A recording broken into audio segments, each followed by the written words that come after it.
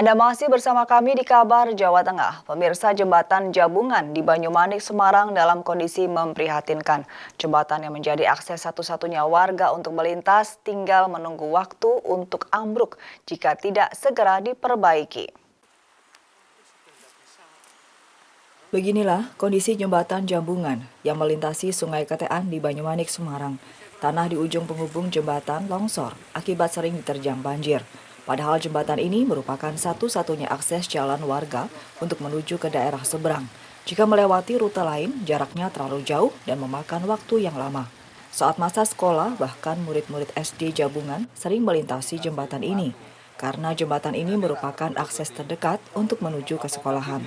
Bahkan warga dari luar kota sering melintas jembatan ini untuk mempersingkat jarak tempuh.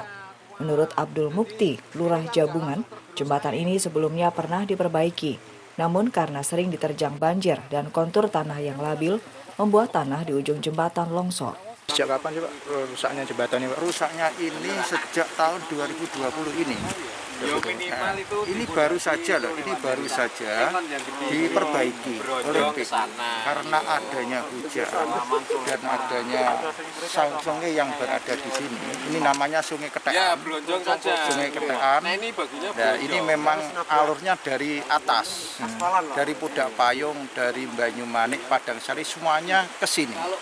Jadi memang sangat deras dan akhirnya ini pas tumpuan atau pas tikungan air akhirnya kegerus sehingga mengakibatkan jembatan ini roboh.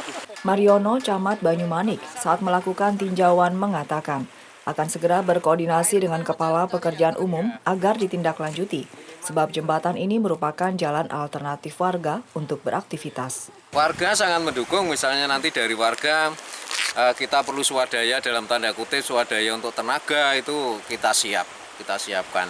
Yang penting nanti ada material untuk nanti bisa sama-sama kita gotong royong karena warga di sini juga masih guyup untuk gotong royongannya.